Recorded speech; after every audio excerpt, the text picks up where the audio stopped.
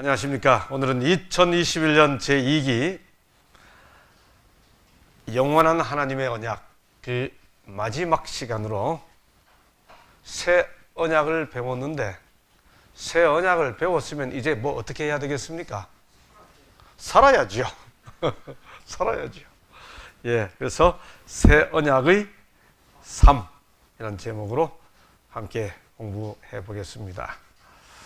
자, 언약이라는 게 뭡니까? 우리가 한 기 동안 공부했는데 내 생각에 언약이란 이거다.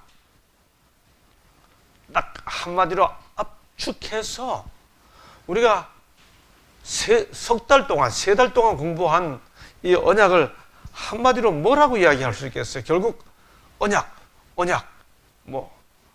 첫 언약, 옛 언약 공부 많이 했는데 아주 한 문장으로 압축하면 언약은 결국 하나님께서 우리를 죄로부터 구원하는 방법과 약속입니다. 그렇죠? 하나님께서 우리를 구원하시겠다고 하는 그 약속, 그게 결국은 언약이죠. 그 언약의 결과는 결국 어디서 누립니까? 언약의 결과는 마침내 새로워진 세계에서 누릴 영생이, 영원한 삶이 결국 그 언약의 궁극적 결과죠. 그런데 언약을 저 새로워질 새하늘과 새 땅에서 누리게 될 영생으로 가기 전에 하나님께서 주신 언약은 이 땅에서 지금 누릴 수 있죠. 저는 오늘 우리 수석 장로님 댁에 갔다 왔는데, 와우, 부모님 계시고 장로님 계시고 아드님 계시고 3대가, 와, 요즘 그런 가정 보기 드뭅니다. 차 타고 막 출발하려고 그러는데 그 노 집사님께서, 어머님께서 나오셔가지고 내가, 어머님 어떻게 그렇게 해요? 그 긴 세월 말씀 안에서 지내시고 내가 이야기하려면 밤을 새워야지. 아유, 참, 그냥 그걸로 그냥 이렇게 은혜가 가득 은혜를 담고 왔습니다. 네, 하나님께서 그 인생을 인도하셨지요. 그래서 우리는 하나님의 언약을 힘입어 그 언약 안에 살게 되면 결국 지금 저 영원한 생명을 얻는다는 약속으로만 언약이 성취되는 게 아니고, 어디에서? 여기서. 언제? 지금. 언제요? 지금. 어디에서요? 여기서. 지금 여기서.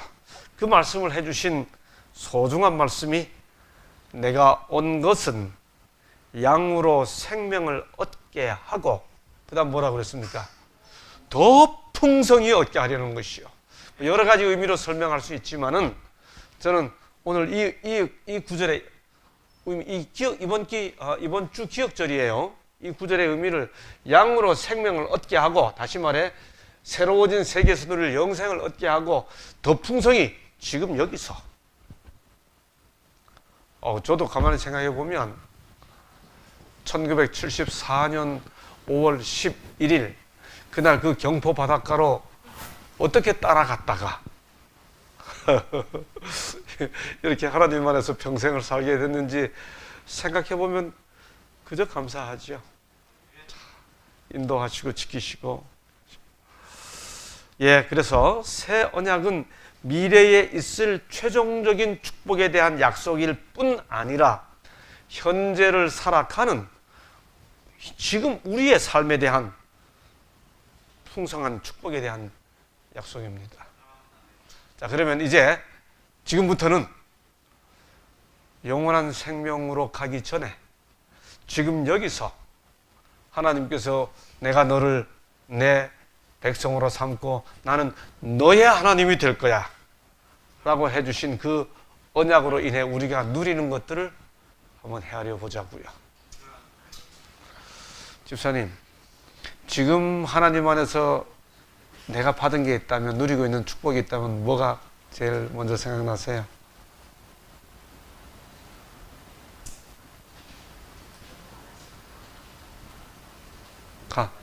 모든 게? 네. 그냥 주사님 다 감사하시는데, 우리 이장로님 뭐 특별히 하나만 얘기한다면? 지금 여기 있는 거. 왜? 우리 김장로님? 네? 희망이 있다는 거. 와. 우리 주사님? 우리 박 목사님? 지금 내가 감사한 게 있다면?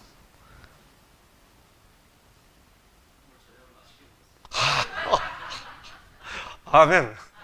나하고 우리 장로님 같이 먹었거든요. 와, 정말 집에서 만든 홈메이드 두부. 집에서 기른, 김 장로님 그 밭에서 길렀다면서요. 또 그 도덕. 와, 이런 음식을 먹을 수 있다는 사실이 막 너무너무 감사한 거예요. 우리 박 사장님, 지금 감사한 게 있다면요?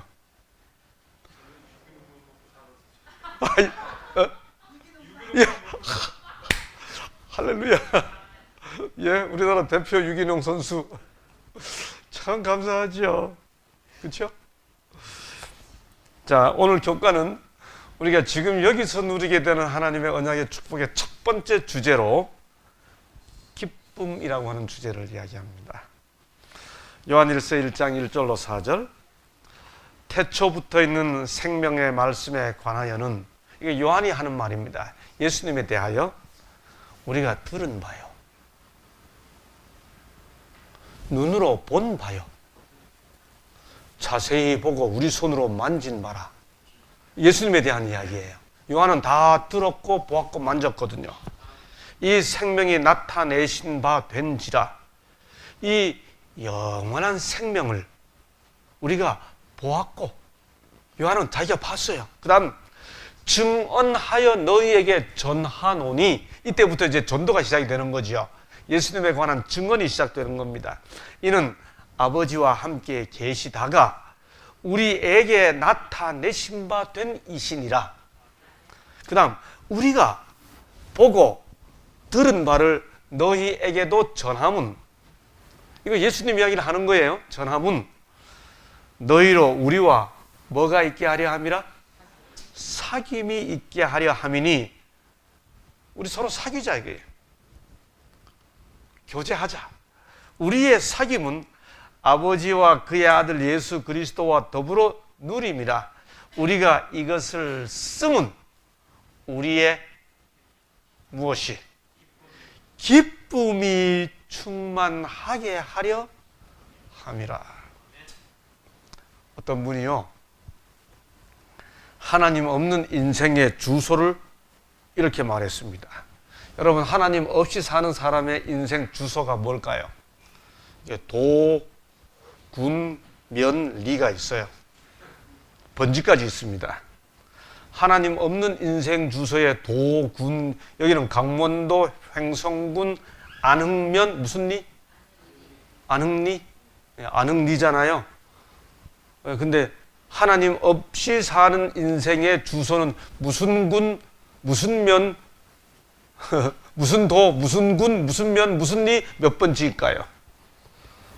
재밌습니다. 살기도, 괴롭군, 면은요, 죽으면,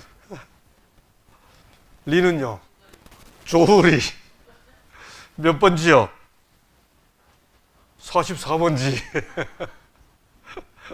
한국 사람 다 싫어하니까.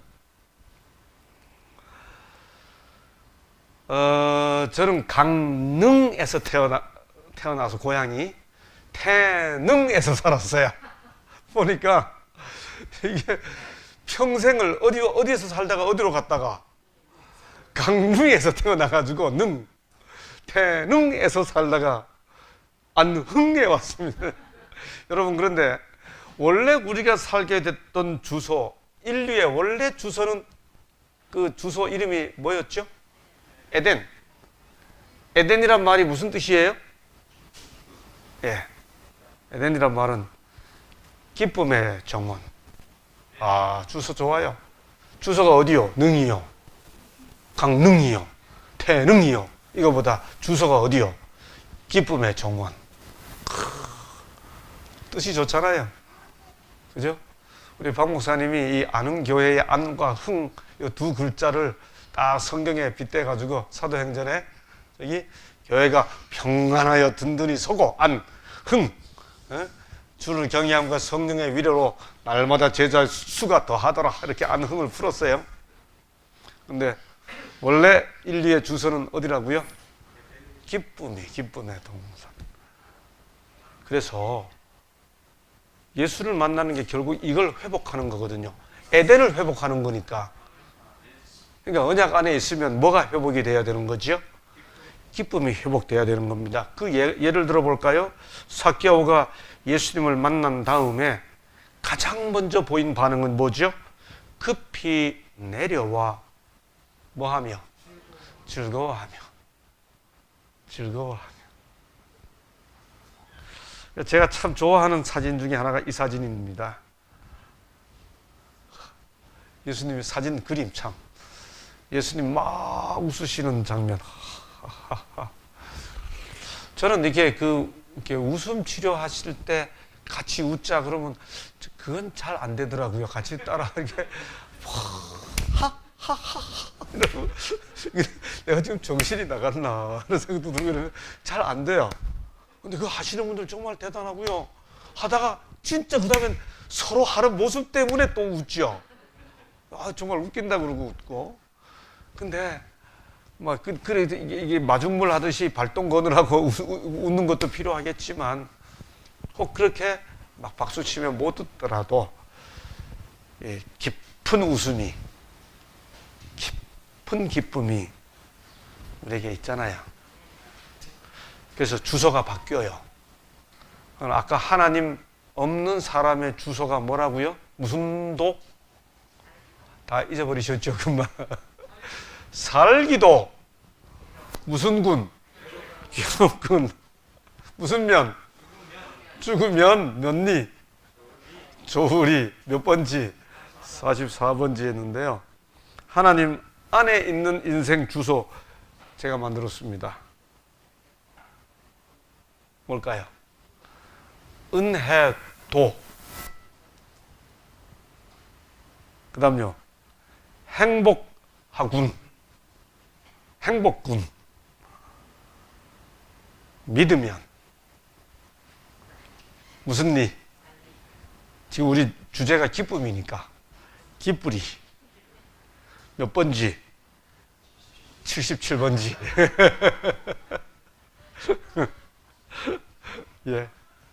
그렇죠? 예, 성경은 이렇게 말하잖아요. 주 안에서 항상 기뻐하라. 내가 다시 말하노니 기뻐하라. 항상 기뻐하라. 이는 하나님의 뜻이니라. 아까 요한이 이렇게 말했습니다. 우리가 이것을 쓰면 우리의 기쁨이 충만하려 함이라. 요한이 예수님에 대해 이야기하는 게 기쁨이 충만하고 그걸 함께 기록하여 나누는 게 기쁨이 충만하기 위함이다 그랬습니다. 이렇게 이야기하면요, 꼭 이렇게 말씀하시는 분이 있습니다. 신앙은 감정이 아니야. 꼭 재뿌리는 분이 꼭 계세요. 좀 기뻐질만 하면 너무 감정에 치우치지 말게. 기뻐할 때 같이 기뻐하고 울 때 같이 울면 되잖아요. 근데 기쁜데 꼭 죄를 뿌려야 이게 그런데 특별히 은사 받은 분이 있어요. 싹 분위기 싹 올게 만드는 그런 분들 있죠. 우리는 감정을 초월해야 돼. 물론요, 우리는 또 이쪽 극단을 피해야 됩니다. 즐거움이 인생의 목적이야. 아니야. 즐거움이 인생의 궁극적 가치야. 요즘 그래서 나온 말이 뭔지 아세요? 나는 오로지 재미만을 추구해. 나는 재미니스트야. 그런 말 있습니다. 아주 자타가 공인하는 재미니스트야. 참 영어에다가 한글에다가 영어까지 이스트 붙여가지고.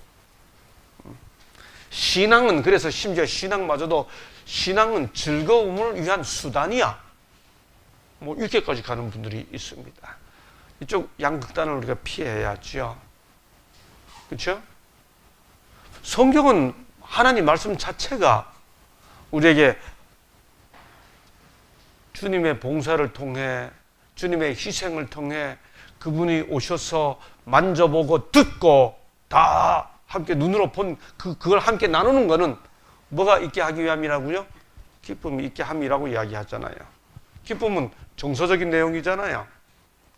예, 감정과 정서와 기분을 가지는 존재가 아니라면 인간이 아니죠.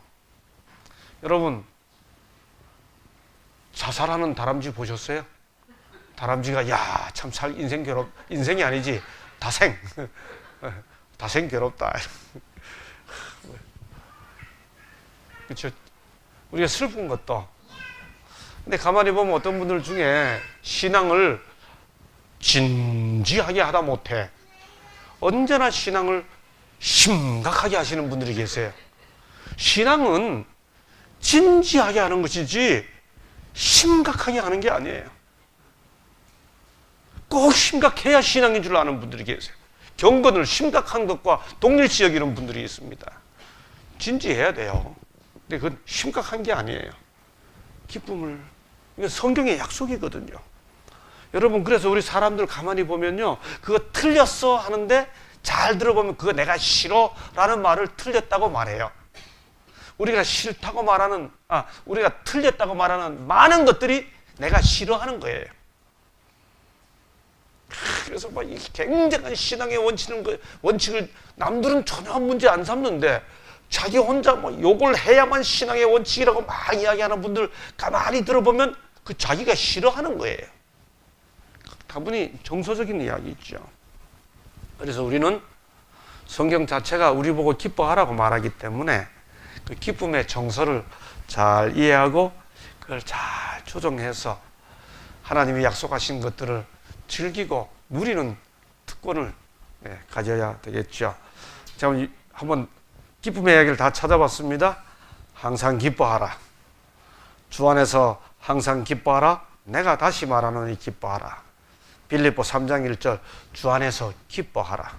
빌립보 2장 18절 너희도 기뻐하고 나와 함께 기뻐하라. 고린도후서 13장 11절 형제들아 기뻐하라. 스가랴 2장 10절 노래하고 기뻐하라. 하박국 3장 18절 나는 여호와를 인하여 즐거워하며 나의 구원의 하나님을 인하여 기뻐하리로다. 스바냐 3장 1절 이스라엘아 기쁘게 부를지어다. 예루살렘 따라 전심으로 기뻐하며 즐거워할지어다. 성경에 얼마나, 심지어 스바냐서에 보면 손을 늘어뜨리지 말라 그런 말이 있습니다. 어깨 쭉 쳐져가지고 찢기처럼 가라앉아. 스바냐 1장에 보면 저희는 하나님 약속을 믿지 않기 때문에 찢기처럼 가라앉아 있도다. 그 어떤 데 보면 교회 가보면 저분은 찢기처럼 가라앉아 있구나 그런 느낌이 해가지고 아무도 어떻게 할 수 없는 것처럼 그렇게 빠져 있는 경우들이 있습니다. 그렇죠? 하나님의 약속을 붙잡고 있는 사람들은 성령의 감동으로 이렇게 일어나야 되겠죠. 예, 기뻐하게 되면 아주 좀 일반적인 표현을 해볼까요? 기분이 좋으면 일이 잘 됩니까? 어때요?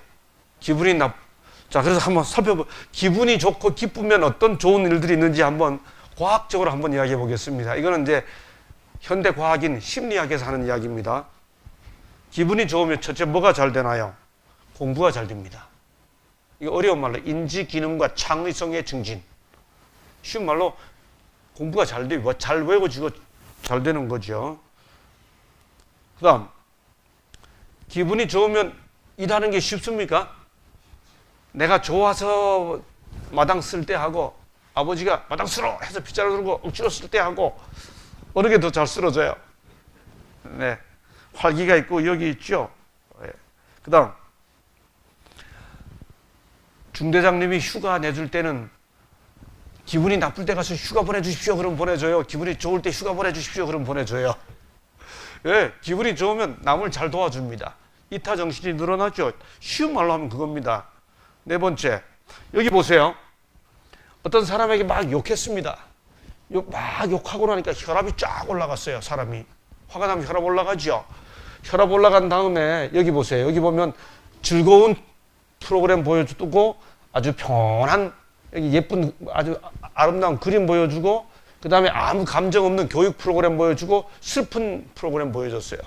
그렇게 보여줬더니 혈압이 올라가고 난 다음에 정상으로 돌아오는데 재밌는 걸 프로그램 본 사람이 돌아오는 시간, 그 다음에 아주 평온한 음악이나 경치를 본 그림 본 사람 돌아오는 혈압이 돌아오는 시간, 아무 감정 없는 걸 본 사람, 슬픈 걸 본 사람, 이걸 보니까 혈압이 올라가고 난 다음에 정상으로 돌아오는데 뭔가 하면 이렇게 평온하고 멋진 음악을 듣는다든지 좋은 풍경을 본다든지 이렇게 하거나 즐거움을 누리면 빨리 돌아오고 그 배를 빨리 돌아오고 슬픈 감정이 없거나 슬픈 걸 보면 훨씬 더 오래 혈압이 나쁜 상태로 유지되는 거예요.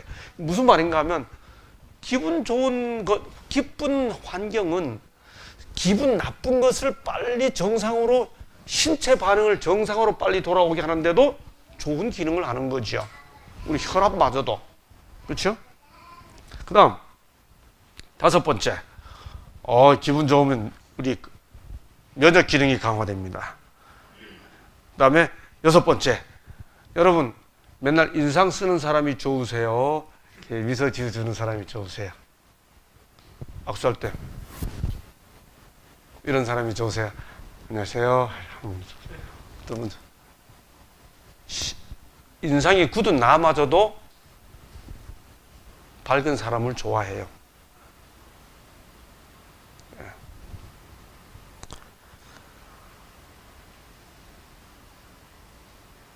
마지막으로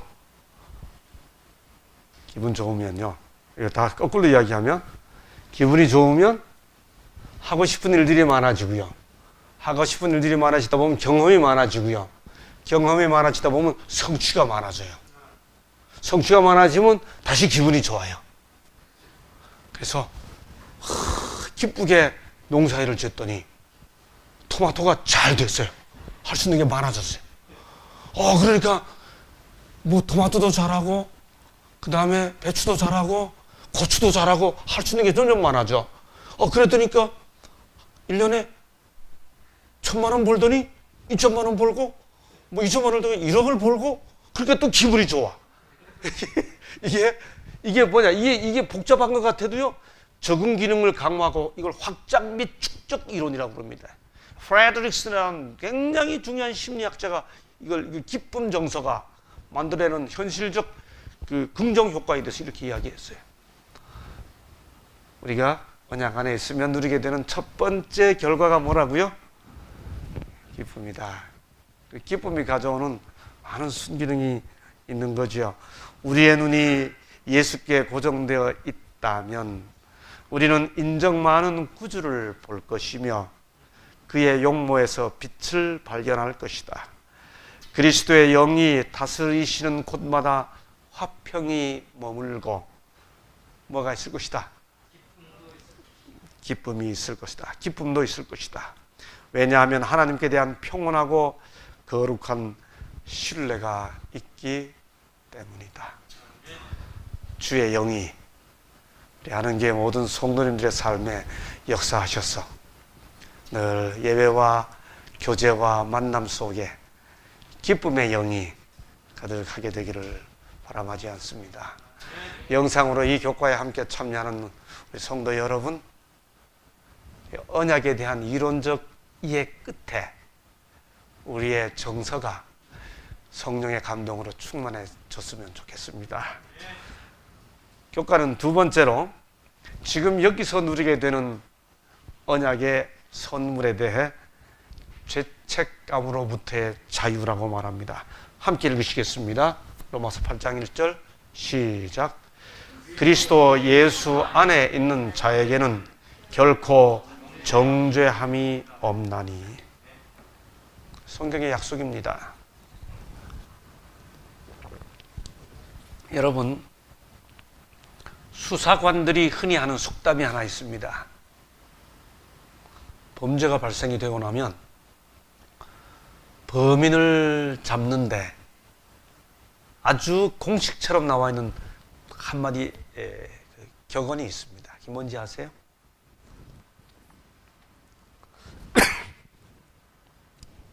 그런 말 들어보셨어요? 범인은 현장에 있다. 이게 무슨 말일까요? 죄를 지은 사람은 반드시 그 장소로 뭔가를 남기든지 다시 온다는 거예요. 이 말이 범인을 잡을 때 수사관들이 아주 속담처럼 하는 말입니다. 범인은 현장에 있다. 뭔가를 남겼다는 거죠. 그리고 그뿐만이 아니고요. 어떤 방법으로든 확인하려고 한다는 거죠. 왜 그럴까요? 왜 범인은 현장을 확인하려고 할까요? 그 중요한 이유가 가리기 위해서일 수도 있지만 가리기 위해 왔다는 것 자체가 자기가 죄를 지었다는 사실을 느끼기 때문입니다. 이름하여 죄책감이라고 그러죠. 여러분, 아무 죄 없는 사람은 경찰 만나는 거 아무 생각 없어요. 근데 뭔가 문제를 가진 사람은 경찰 나타나면 뭐야? 하게 되죠. 그렇죠? 멀쩡히 운전하다가도 우리 모두는 경찰차 보이면 속도를 줄이게 되는데 문제가 있는 사람은 경찰 나타나면 반드시 어떤 행동이 나타나기 때문에 경찰들은 그 경찰 눈썰미로 범인 잡다 그런 뉴스 가끔 나오잖아요. 멀쩡히 오던 차가 뭐 어떻게 흔들린다든지 뭐 방향 돌린다든지 그럼 쫓아 이렇게 되잖아요. 그렇죠? 왜 그런 행동이 나타나나요? 뭐 때문에? 죄책감.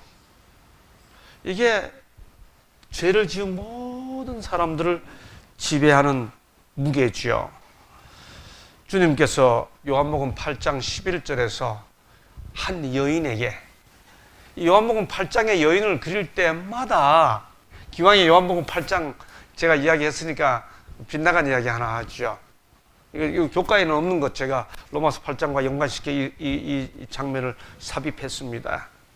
그 현장에서 잡힌 범죄하다 현장에서 잡힌 그 여인을 그리는 모든 그림에 보면 그 여인이 어떻게 되어 있어요? 땅이 어떻게 되어 있습니까? 땅에 예수님이 땅에다 손으로 뭔가 쓰실 때 그 여인은 땅에 어떻게 되어 있었어요? 네. 쓰러져 있죠. 근데 맞아요, 안 맞아요? 우리 아는교회 교우님들은 이제 한번 이제 저한테 훈련이 되셔가지고 뭐 물으면 이제 함부로 대답하면 안 된다. 여러분, 그 장면을 그린 모든 성화에 보면 다 여인이 쓰러져 있습니다. 그런데 요한복음 8장 1절부터 11절까지 읽어보세요. 거기는 여인이 한 번도 쓰러진 적이 없어요. 사람들이 그 여인을 데리고 와서 사람들 가운데 뭐하고? 세우고, 그 다음 사람들이 다 예수님이 쓰신 걸고 물러가고 난 다음에 예수께서 그 쓰러진 여인에게가 아니고 그 서 있는 여인에게, 그 여인은 한 번도 쓰러지지도 못했어요. 서 있었습니다. 그 쓰러지지도 못하고 서 있는 그 여인에게 주님이 하신 말씀, 나도 너를 정죄하지 아니하노니. 교우 여러분, 이게 우리 주님이십니다. 우리 주님은요, 우리 보고 나도 너를 정죄하지 아니하노니 라고 말씀하십니다. 그런데 제가 50년 가까이 교회 생활해 보니 주님이 정죄하지 않는 그분을 우리는 자주 정죄하는 것 같습니다. 주님이 정죄하지 않은 우리 형제들을 왜 우리가 정죄합니까? 주님은 용서하시는데요, 사람들은 잘 용서 안 하는 것 같아요. 주님은 죄 지은 사람 보고 주님 앞에 나왔을 때 뭐라 말씀하셨죠? 나도 너를 정죄하지 아니하노니. 로마서 3장에 전에 지은 죄를 간과하심으로, 무슨 말이에요? 눈 감아 주심으로. 그래서 우리는 모든 주님의 약속과 말씀을 나에게 적용시키지만 남에게 적용시킬 때는 내가 그를 사랑한다고 하는 사실, 그걸 그가 느끼기 이전까지, 하나님께서 그를 감동하시기 전에 내 감정과 기분으로 판단해서는 안 되는 거지요. 주님이 하신 말씀이 있잖아요. 내 눈에 들보는 안 보고. 하나님이 죄를 알지도 못하신 이를 우리를 대신하여 죄로 삼으신 것은 우리로 하여금 그 안에서 하나님의 의가 되게 하려 하심이라. 이게 성경의 약속이거든요.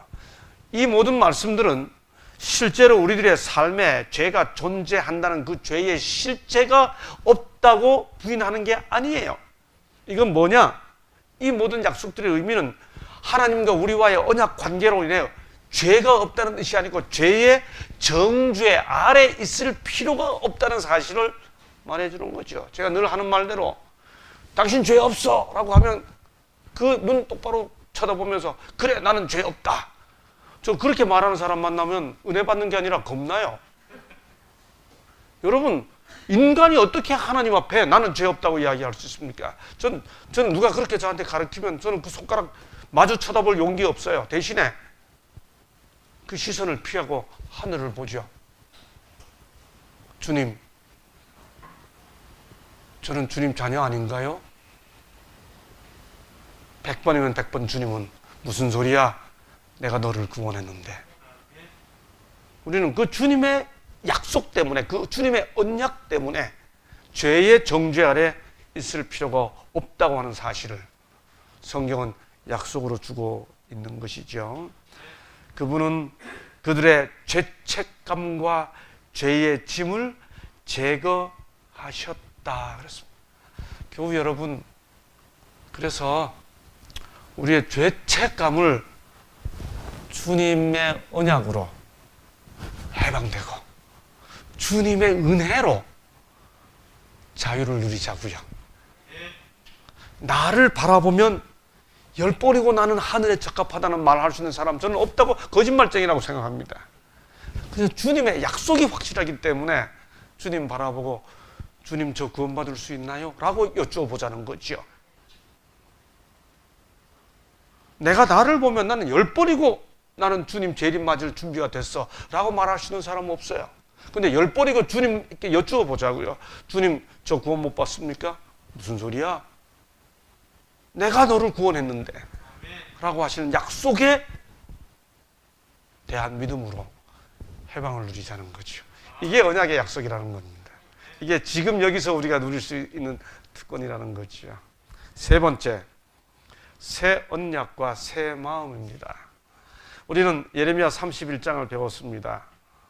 새 언약은 법을 돌비에 새기는 게 아니고 어디다 새기는 거예요? 우리 마음에 새기는 거죠. 법을 우리 마음에 새긴다는 것은 다른 바꿔 말하면 주님이 우리 마음을 주장하신다는 뜻이죠. 법이 주님의 뜻이고 주님이 사랑의 법을 실현해 주셨기 때문에 그렇습니다. 그래서 우리가 새 언약을 배울 때 했던 내용을 잠깐 복습하겠습니다. 새 마음을 품으면 어떤 마음을 갖게 되나요? 그 첫 번째 마음, 하나님이여 내 속에 무슨 마음? 정한 마음. 복잡한 마음, 죄된 마음 제하고 어떤 마음요? 깨끗한 마음. 두 번째, 하나님이 주시는 새 마음은 어떤 마음인가요? 여기 또 새 영을 너희 속에 두고 새 마음을 너에게 주되 너희 육신에서 굳은 마음을 제하고 어떤 마음요? 부드러운 마음. 아무쪼록 하나님이 주시는 새 마음을 가진 사람들은 마음이 부드럽습니다. 굳은 사람들이 아니에요. 여기 보면 살 같은 마음 그렇게 되어 있습니다. A heart of flesh. 이게 tender heart. 부드러운 마음. 세 번째, 새 마음은 어떤 마음인가요?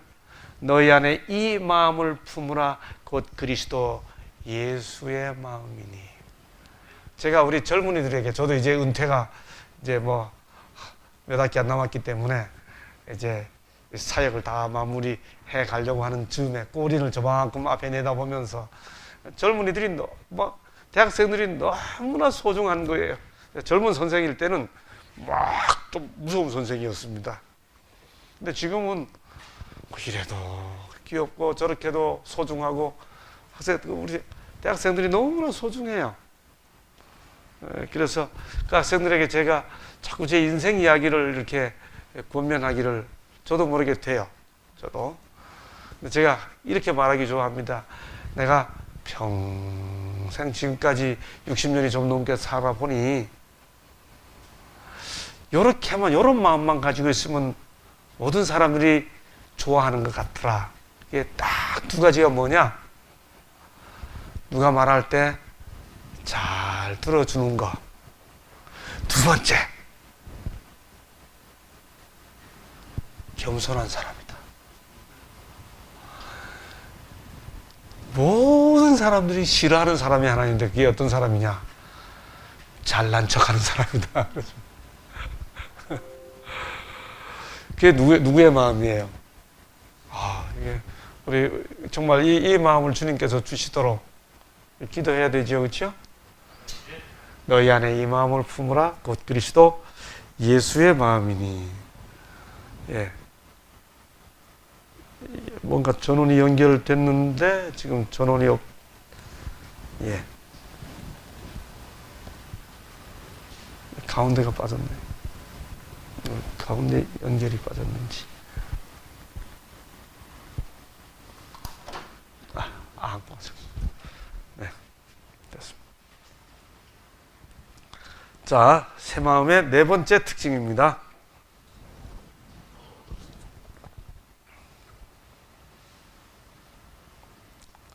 예, 우리 교과책이 이런 구절을 주고 있죠. 함께 읽으시겠습니다. 시작. 말미암아 그리스도께서 너희 마음에 계시게 하시옵고 너희가 사랑 가운데서 뿌리가 박히고 터가 굳어져서, 그 다음 저 뒤에 하나님의 모든 충만하신 것으로 너희에게 충만하게 하시기를 구하노라. 어떤 마음인가? 새 마음은 하나님의 모든 충만하신 것으로 충만해지는 마음. 그게 그리스도께서 우리 마음에 계셔서 뿌리가 박히고 터가 굳어져서 견고한 마음. 여러분, 부드러운 마음이 이래도 좋고 저래도 좋고 이런 마음이 아닌 거예요. 부드러운 마음이란 주님의 사랑으로 형제들에게 자매들에게 부드럽게 하는 것과 동시에 말씀에 대해서 견고하게 튼튼하게 서는 마음. 그죠? 뿌리가 박히고 터가 굳어졌어.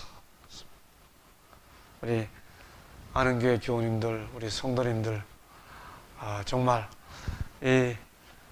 지금 여기서 누리게 되는 언약의 축복으로 기쁨,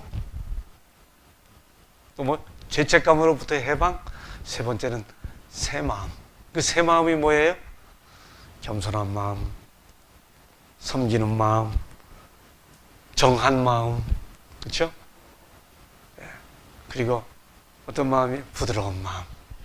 그런 마음이 우리 마음으로 실제로 역사하도록 하나님께서 복을 주셨으면 좋겠습니다. 우리는, 어떤 사람이 이렇게 말했습니다. 우리는 우리 자신을 온 우주 속의 한 존재로 바라본다. 초라해지죠?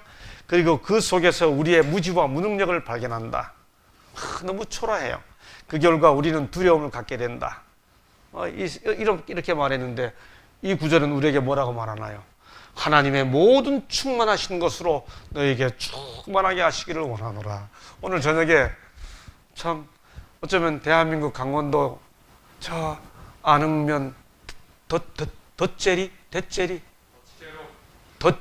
덧제라고 하는 정말 우주 속에 한 아주 골짜기 같은 느낌이 드는 그곳에 한 할머니 집사님이 평생을 신앙을 지킴으로써 그 충만한 기쁨을 가득 차. 내가 하나님께서 나를 사랑한 이야기를 하려면 몇 밤을 세워야 돼. 충만한 거죠. 우리가 다 그렇잖아요, 그렇죠? 얼마나 우리는 언약 안에 사는 백성들이 다른가요? 사람이 그리스도께 굴복할 때 새로운 능력이 새 마음을 점령한다. 사람이 스스로는 성취할 수 없는 변화가 일어난다. 인간의 본성에 초자연적인 요소를 가져다 주는 것은 초자연적 역사이다. 네 번째로 마침내 새 언약과 영생. 이 지금 여기서 누리게 된 이 하나님의 약속을 누린 자들이 마침내 그날 얻게 될 것, 바로 그게 뭐예요? 영생의 약속입니다. 예수께서 이르시되 나는 부활이요 생명이니 나를 믿는 자는 죽어도 살겠고 무릇 살아서 나를 믿는 자는 영원히 죽지 아니하리니 이것을 내가 믿느냐? 아멘. 예, 저는 이 약속 때문에 먼저 떠난 사랑하는 이들과의 재회의 소망을 갖게 되는 거지요. 희망은 그런 의미에서 지금 여기서 누리게 되는 우리의 축복 아닙니까? 이런 우리들에게 어떤 삶을 주셨어요? 소위 대사명을 주셨습니다. 언약 공부는 마지막 마무리가 이 말씀으로 마쳤습니다. 13주 동안 13 안식일 동안 우리는 언약 공부했습니다. 사랑하는 재림 성도 여러분, 예수 그리스도의 십자가 피 공로 안에서 주님이 주시는 새 언약의 은혜 안에 살아가는 우리들이 이제 그 모든 언약 공부를 마치고 난 다음 So what? 그래서 뭐 어떻게 해야겠습니까? 기쁨의 삶을 살고 죄책감에서 해방되는 삶을 살고 새 마음의 삶을 살고 마침내는 영생을 바라보면서 주님이 우리에게 주시는 당신의 사업에 동참하라고 불러주신 이 놀라운 특권을 이루면서 사명을 이루는 삶을 살아야 되지 않겠습니까? 해외 선교 가는 것이 아니고 내가 사는 곳에서 따뜻한 악수 나누어 주고 연약한 사람 마음 보듬어 주고 한 번의 미소로 그 우울한 마음을 위로해 주는 것, 바로 그것이 주의 큰 사명을 이루는 우리들의 언약으로 말미암는 변화된 삶이 되겠죠. 예, 남아프리카 출신 로렌스 포스트라고 하는 사람이 말한 무의미함의 고통. 열심히 돈 벌어서요 죽었대요. 무슨 뜻이에요? 막 그 유명한 이야기 있잖아요. 젊은이가 막 뛰어가니까 자네 왜 그렇게 급해? 공부해야 되거든요. 공부해서 뭐 하려고? 직장을 얻어야죠. 직장 얻어서 뭐 하려고? 장가 가야죠. 장가 가서 뭐 하려고? 애들 낳아야죠. 애들 낳아서 뭐 하려고? 그래야 길르죠. 그래서 뭐 하려고? 몇 번 하니까 끝에 가서 그러다 죽겠죠.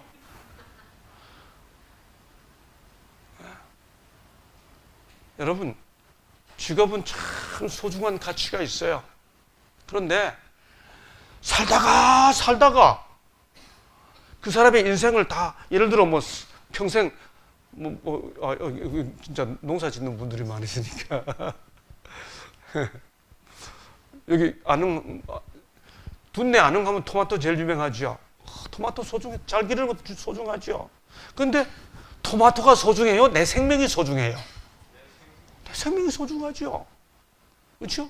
다 살다가 보니까 나는 없고 토마토에다 내 인생을 바쳤어. 그래서 그 인생을 다 요약하고 나니까 그 사람의 인생이 뭐냐? 토마토. 이런 허무한 게 어디 있어요? 여러분, 직업은 수단 가치지 목적 가치가 아니에요. 생명의 가치는, 생명의 목적은 생명 그 자체입니다. 우리에게 주어진 이 지상에서의 삶을 통해 영원한 삶으로 나아가는 것, 생명의 목적은 생명 그 자체. 그게 없으면 뭐가 고통스러워요? 무의미함의 고통. 마치 도서관을 줬는데 이거 왜 줬지? 하고 쓸데없어 하고 불 켜서 태우는 거하고 똑같다는 거지요. 하나님께서 위대한 사명을 천사들에게 맡기지 않고 우리에게 맡겨주셨습니다. 하나님의 사업에 동력하는 놀라운 특권이지요. 무의미함의 고통 속에 잠겨있는 삶이 아니라 오늘 누굴 만나 무슨 이야기를 하더라도 이 일을 통해 이 땅에 하나님의 나라를 확장시키는 그 사업에 동참하도록 우리를 불러주셨고 그 일의 한 부분을 감당하면서 내가 하고 있는 일을 통해 내 이웃을 내 몸과 같이 사랑하는 일을 구현하겠다는 삶으로 살아가는 사람들, 그것이 새 언약과 사명의 삶이라는 거죠. 한 학기 동안, 제가 선생이다 보니까 나도 모르게 한 학기라 그러잖아요. 한 기 동안 우리 언약에 대해서 아는 교회에서 성도님들과 함께 지내게 됐던 것을 큰 행복과 기쁨으로 생각합니다. 언약을 살펴본 이 귀한 기회가 우리들의 삶을 주님 안에서도 한층 더 기쁘게 하고 해방감을 누리게 하고 우리의 마음을 변화시켜서 주의 사업을 힘있게 감당해가는 계기가 되기를 바라고, 이 교과 공부에 함께 참여한 우리 모든 우리 영상으로 함께 하시는 성도님들의 삶 속에도 언약의 하나님께서 여러분 한 분 한 분의 삶과 가정을 축복하시기를 기원하며 오늘 말씀, 한 개의 말씀을 여기서 마치도록 하겠습니다. 감사합니다. 기도하겠습니다.